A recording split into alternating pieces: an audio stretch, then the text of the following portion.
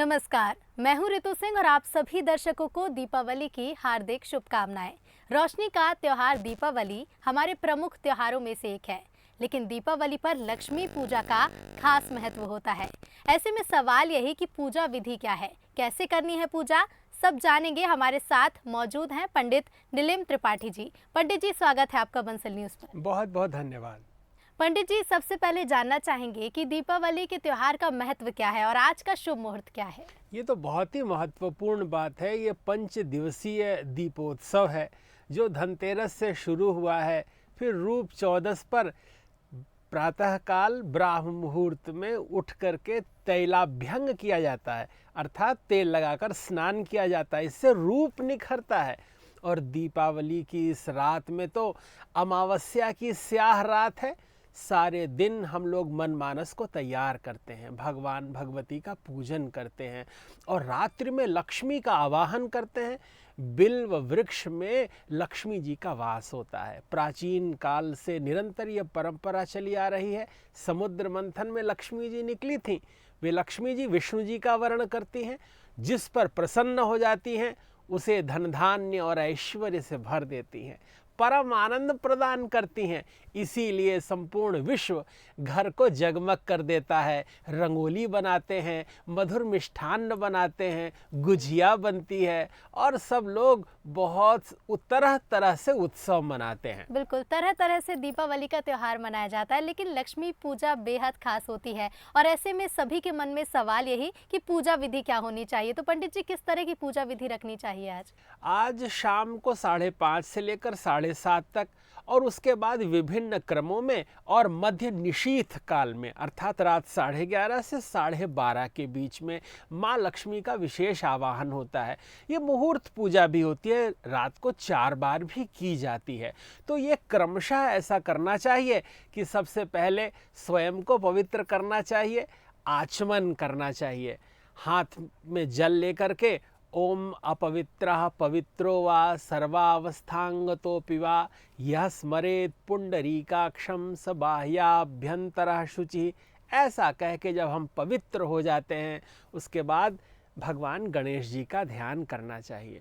भगवान गणेश जी के 12 नाम हैं। जो इनको पढ़ता है उसके समस्त कार्य सिद्ध होते हैं।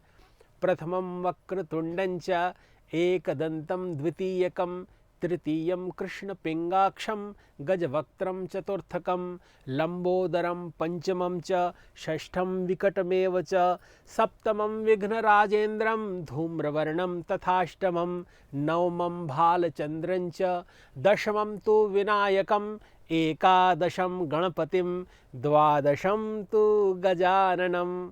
ऐसा बोलकर दीपोत्सव के इस पूजन का प्रारंभ कर देना चाहिए। बिल्कुल, तो पंडित जी, हम भी आज पूरी सामग्री के साथ मौजूद है अपने दर्शकों के लिए, ताकि वो भी जान पाएं कि किस तरह से पूजा विधि करें। तो सबसे पहले पूजा विधि की शुरुआत कैसे करनी चाहिए? सबसे पहले तो गौरी गणेश जी की सुंदर मूर्ति ला करके उनकी स्थापना करनी चाहिए। स्थापना के पूर्व उस पर अक्षत पहले नीचे छोड़ देना चाहिए। जैसे पहले अक्षत लगाकर थोड़ी सी रंगोली बनाकर फिर गौरी गणेश की स्थापना की गई है। फिर यह कलश स्थापित किया गया है। कलश में समस्त देवताओं का वास माना जाता है। ऐसा माना जाता है कि इसमें ब्रह्मा विष्णु और महेश तीनों हैं और जो इसमें जल है वो अमृत है जो समुद्र मंथन से निकला था और उस पे ये अमृत फल है। 5 पत्तियां लगाई जाती हैं। आम की 5 पत्तियां मानो हम पंचेंद्रिय हमारी ठीक रहे, पंच तत्व ठीक रहे, ये भावना है। इस पे कलावा बांधा जाता है, पुष्प से सज्जा की जाती है। गौरी गणेश नारियल के रूप में स्थापित कर और उसमें सुंदर जनेऊ स्थापित की जाती है। पंच पल्लव स्थापित किए जाते हैं। 5 तरह के फल लाए जाते हैं और उन्हें भगवान के सामने भोग लगाया जाता है। खील और बताशे भगवान को बहुत प्रिय हैं। माँ लक्ष्मी इससे रीझ जाती हैं, कृपा करती हैं। मानो खील में जितने जितने भाव हैं वो सब हम समाहित कर देते हैं। तांबूल का भोग लगाना चाहिए, दीपक जलाना चाहिए। दीपक एक भावना है, दीप एक बहुत बड़ी चीज है, क्योंकि ये जो दीपक है ये शरीर की तरह होता है। इसमें जो स्नेह, तेल को संस्कृत में स्नेह कहते हैं, बिना स्नेह के ये जीवन बेकार है, और बिना स्नेह के तेल ये दीपक नहीं जलता। और ये जो बाती है तो परमात्मा का अंश है, अंग और अंगी का भाव है। जैसे यह अग्नि इसमें समाहित स्पर्श कराकर जीवन को प्रकाशित किया जाता है, डेहरी को भी अंदर और बाहर भी, उसी तरह वो अपने जीवन को प्रकाशित करते हैं, अंदर बाहर के अंधकार को दूर भगाते हैं। और बहुत सुंदर सुंदर मिष्ठान्न, नारिकेल, फल, शहद इत्यादि लेकर कलावा बांधकर सब भाव के साथ बैठकर पूजन करते हैं। बिल्कुल पंडित जी, आपने बहुत अच्छे तरीके से बताया, क्योंकि दीपावली है दीपोत्सव यानी कि दीपों का पर्व, और ऐसे में दीपक का क्या महत्व है ये जानना भी बेहद ज़रूरी होता है। लेकिन जब भी हम मूर्ति स्थापना करते हैं, जब भी लक्ष्मी जी को विराजित करते हैं, मन में एक ये भी सवाल उठता है कि किस दिशा में हमें लक्ष्मी जी विराजनी चाहिए, तो ऐसे में सही दिशा क्या है? सर्वोत्तम दिशा तो पूर्व मानी गई है। भगवान या भगवती सर्वत्र विद्यमान है, लेकिन पूर्व की दिशा इंद्र की दिशा होती है, ऐश्वर्य की दिशा होती है, आनंद और उल्लास की दिशा होती है। तो घर के पूर्व दिशा में अथवा ईशान कोण में स्थापना करनी चाहिए, और हम लोग जब इधर रखेंगे तो हम लोगों का मुख भी पूर्व की ओर हो जाएगा, तो उधर मुँह करके और पूजन करना चाहिए। इससे अनंत लाभ और फल की प्राप्ति होती है। बिल्कुल पंडित जी, मन में सवाल दर्शकों के ये भी होते हैं, क्योंकि कुछ बच्चे हैं जो इस वक्त हमें देख रहे हैं, कुछ महिलाएं होंगी, कुछ पुरुष होंगे और कुछ बुजुर्ग भी होंगे। ऐसे में लक्ष्मी पूजा का महत्व कैसे समझ सकते हैं कि हम पूजा जब करने बैठते तो हमारे मन में क्या चलना चाहिए?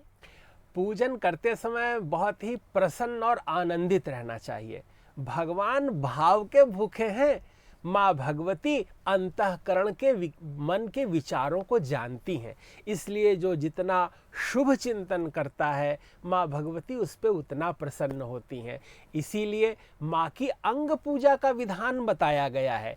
जब हम सब तैयारी कर लेते हैं, फिर उसके बाद हाथ में अक्षत लेते हैं और यह भावना करते हैं कि हम माँ की पूजा कर रहे हैं, तो सबसे पहले माँ भगवती के चरणों से प्रारंभ करते हैं।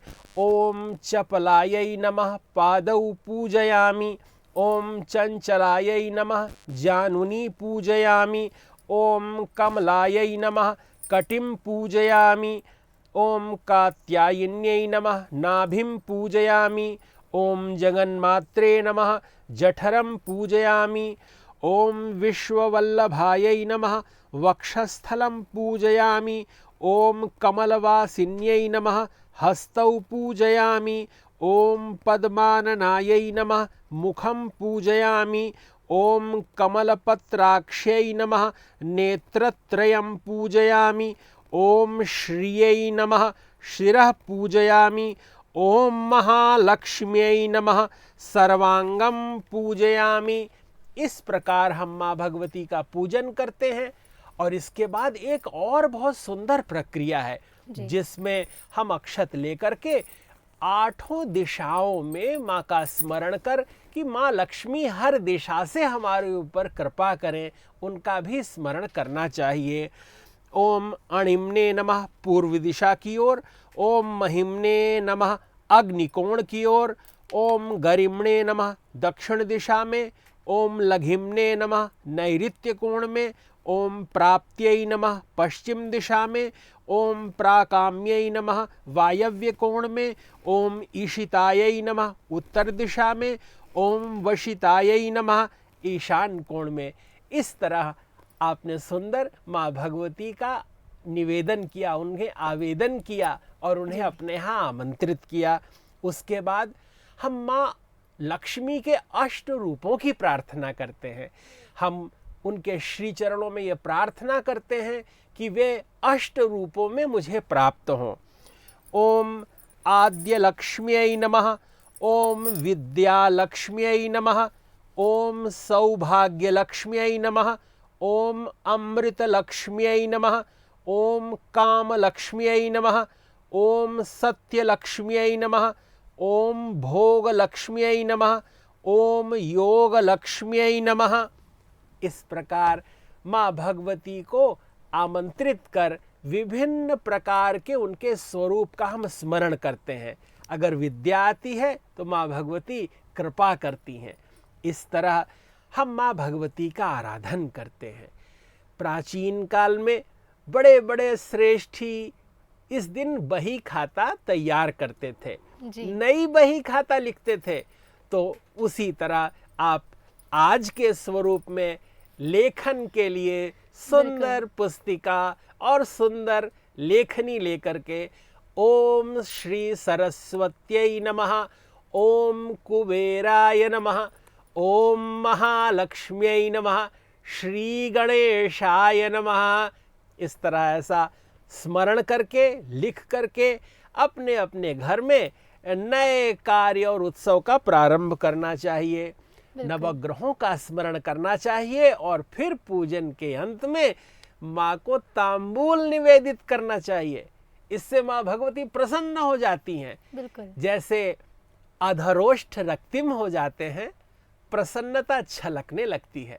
और फिर मधुर मिष्ठान्न पड़ोस में भी जरूर बांटना चाहिए, क्योंकि घर में हमारे मिठाई हो और बगल में कोई भूखा हो तो कैसे उत्सव होगा।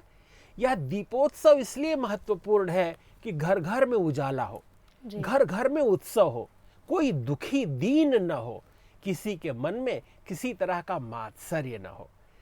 संपूर्ण विश्व में ज्ञान, आनंद और भगवान राम की विजय का उत्सव हर घर में मनाया जा रहा है जी। इसीलिए हम सब दीपावली मना रहे हैं। बिल्कुल। तो दीपावली पर जैसा कि पंडित जी ने बताया कि प्राचीन समय में जिस तरह से बही खाता का उपयोग करके पूजा की जाती थी, लेकिन इस समय में जब हम डायरी का उपयोग करते हैं, पेन का उपयोग करते हैं, तो अपनी डायरी लीजिए, पेन लीजिए और जो मंत्र पंडित जी ने हमें बताया उन मंत्रों को अपनी डायरी में लिखिए और माँ लक्ष्मी का स्मरण कीजिए, आराधना कीजिए। पंडित जी, हम देखते हैं कि घर घर में अलग अलग तरह के भोग आज के दिन बनाए जाते हैं। ऐसे में माँ लक्ष्मी को प्रसन्न करने के लिए क्या खास भोग बनाया जाए? माँ लक्ष्मी को हलवा का भोग लगाना चाहिए, क्योंकि माँ है और एक भक्त का भाव ये है कि माँ को चबाना न पड़े और माँ सरलता से उसे ग्रहण कर ले। वो मीठा होता है, मधुर होता है, इसलिए कभी भी माँ भगवती को प्रसन्न करने के लिए हलवे का भोग बहुत प्रशस्त माना जाता है। हम देखते हैं दीपावली के इस खास मौके पर घर के सभी आभूषण रखे जाते हैं माँ लक्ष्मी के समक्ष और उनकी पूजा की जाती है, लेकिन इसके पीछे का महत्व क्या है? आखिर क्यों ऐसे किया जाता है? ये बहुत अच्छी बात आपने की कि हम उस दिन नोटों की गड्डी रखते हैं, बड़े बड़े आभूषण रखते हैं और खुद भी पहनते हैं, श्रृंगार करते हैं। इसका कारण ये है कि माता पिता कभी नहीं चाहते कि उनका बच्चा दीन, दुखी और दरिद्र दिखता हो। जब उसकी संतान प्रसन्न होती है तो देवता प्रसन्न होते हैं। देवम भूत्वा देवम यजेत, देवता बनकर देवता की पूजा करनी चाहिए। पहले स्वयं तिलक लगाना चाहिए, फिर भगवान को तिलक लगाना चाहिए। पहले स्वयं आनंदित हो और आनंद से हम पूजा करेंगे तो माँ भी आनंदित होंगी। उनकी प्रसन्नता के लिए हम समस्त वैभव जो उन्हीं का दिया हुआ है उनके श्री चरण कमलों में निवेदित करते हैं। बिल्कुल, जो भगवान ने हमें दिया हम उन्हीं के चरणों के समक्ष रखकर उसकी पूजा करते हैं। पंडित जी, आज के दिन कुबेर जी की पूजा का भी खास महत्व है। माँ लक्ष्मी के साथ कुबेर देवता की भी पूजा की जाती है, ऐसा क्यों जरूरी होता है? कुबेर धन के दाता हैं, जो गंधर्वों के देवता हैं और माँ पार्वती के परम शिष्य हैं। इसलिए कुबेर जिस पर प्रसन्न हो जाते हैं उस पर धन धान्य की विशेष कृपा होती है, इसलिए कुबेर का आराधन करते हैं। आखिर खजांची तो वही है, मालिक तो कह देते हैं इनको इतना दे दो, लेकिन जो ट्रेजरार है, जो ट्रेजरी में है, जिसको देना है, उसको प्रसन्न रहना भी तो बहुत जरूरी है। तो अकाउंट ऑफिसर हैं वो कुबेर हैं। जी बिल्कुल। पंडित जी, आज के दिन अगर हम भोजन की बात करें, माँ लक्ष्मी के लिए तो हलवे का भोग, इसके साथ बताशा, जो 5 तरह के फल आपने बताया माँ लक्ष्मी को तो भोग में लगाए जाते हैं, लेकिन इस दिन हमें किस तरह का भोजन धारण करना चाहिए? खुद के लिए क्या ध्यान रखें? हमें सात्विकता का वर्ण करना चाहिए। 3 तरह की प्रकृति होती है। एक सामान्य जो मनुष्य है वो केवल भोजन और भोग, भोजन और भोग, इसमें ही सारा जीवन निकाल देता है। जो मध्यम श्रेणी के लोग होते हैं वे अर्चना वंदना करने के साथ साथ प्रभाव का विस्तार करते हैं, लेकिन जो श्रेष्ठ लोग होते हैं उनमें ममता, वात्सल्य, मुदिता, प्रसन्नता और रोमांच रहता है। वे सात्विकता का वर्ण करते हैं। जो जितना सात्विक होगा परमात्मा की उतनी कृपा उस पर होगी। इसीलिए आहार विहार जिसका सात्विक होता है वो दीर्घायु होता है, उसका चित्त शांत रहता है, उसके शरीर का तापमान नियंत्रित रहता है, वो प्रतिकूल काल में क्रोध नहीं करता, वो प्रातःकाल जल्दी उठता है। इसलिए रसाहार, फलाहार, स्वल्पाहार करना चाहिए। अद्भुत भोजन सात्विक भोजन है। जी बिल्कुल। पंडित जी, माँ के लिए भोग किस तरह से बनाना है, क्या कुछ खास है, वो तो आपने बताया है, लेकिन माँ के लिए और क्या प्रिय है? माँ लक्ष्मी को प्रसन्न करने के लिए और क्या कुछ कर सकते हैं? माँ लक्ष्मी को प्रसन्न करने के लिए बिल्व वृक्ष के नीचे अथवा उनके पत्तों का या उनके वृक्ष के नीचे जा कर के श्री सूक्त का पाठ करना चाहिए। ओम हिरण्यवर्णाम हरिणीम सुवर्ण रजतस्रजाम चंद्राम हिरण्मयीम लक्ष्मीम जात वेदो माँ वह। यह ऋग्वेद में माँ भगवती लक्ष्मी के आवाहन का स्तोत्र है। भगवान शंकराचार्य भारत की धरा पर हुए और अभी से 2500 साल पहले वे एक माता के द्वार पर भिक्षार्जन के लिए पहुंचे और माता के घर में कुछ नहीं था। तलाशते तलाशते एक सूखा आंवला मिला, वो लेकर आई और जैसे ही वो शंकराचार्य जी के हाथों में डालती हैं, उनकी आंखों से अश्रुधारा बहने लगी। वो ये सोचती थी कि क्या दीन दशा आ गई कि मेरे घर से कोई विप्र भूखा जा रहा है। और जैसे ही आंवला दिया, भगवान शंकराचार्य जी का हृदय करुणा से भर गया और उन्होंने उस क्षण वहां पर कनकधारा स्तोत्र बोला, जिससे सोने के आंवलों की वर्षा होने लगी। लक्ष्मी कौस्तुभ पारिजातक सुरा धन्वंतरिश्चंद्रमा गावः कामदुघा सुरेश्वर गजो रंभादि देवांगना अश्वा सप्तमुखम हरिः विषधनु शंखोमृतं चाम्बुधे रत्नानि चतुर्दश कुर्वन्तु शुभमंगलम। विभिन्न भावों के साथ 14वें रत्न के रूप में लक्ष्मी जी समुद्र से निकली थी। इनका स्मरण करना, जो 14 रत्न निकले वे सब दिव्य से दिव्यतर हैं और उनका विशेष महत्व है, लाक्षणिक अर्थ भी है। इस तरह हमें विभिन्न स्तोत्रों से, विभिन्न श्लोकों से अथवा मन के कोमल भावों से माँ को रिझाना चाहिए। बिल्कुल। पंडित जी, अभी आपने बताया जिस तरह से कि अगर हमारे पड़ोस में भी कोई है तो हमें उनके घर पर भी मिष्ठान पहुंचाने चाहिए। दान दक्षिणा का आज के दिन कितना खास महत्व है? बहुत महत्व है, क्योंकि जैसे जो तिथियां होती हैं, पूर्णिमा तिथि देवताओं के लिए होती है, अमावस्या तिथि पितरों के लिए होती है। जब हम अमावस्या पर कोई जप करते हैं, दान करते हैं, स्नान करते हैं, तो वो हमारे पितरों को प्राप्त होता है और ये एक विशेष तिथि है। दाता हमेशा श्रेष्ठता को प्राप्त होता है, इसलिए यथासंभव दान करना चाहिए। अन्नदान, मानदान, ज्ञान दान, धन दान, जिसके पास जो है उसका वो दान करे। बिल्कुल। यानी कि हम किसी भी चीज़ का दान कर सकते हैं, चाहे वो अन्न की बात हो, चाहे धन की बात हो, जो जिसकी इच्छा हो उस तरह से ध्यान करे। पंडित जी, माँ लक्ष्मी को रिझाने के लिए एक छोटा सा मंत्र जानना चाहेंगे दर्शक, कौन सा मंत्र है जिसका जाप करके आज माँ लक्ष्मी को रिझा सकते हैं? ओम नमो भगवते वासुदेवाय। यह द्वादशाक्षर मंत्र बोलने से माँ लक्ष्मी अपने पति नारायण के साथ प्रसन्न हो जाती हैं। अगर कभी घर बुलाना हो तो लक्ष्मी जी को उनके पति के साथ बुलाएं तो वो सर्वांगीण विकास होगा, कभी प्रतिकूलता नहीं आएगी।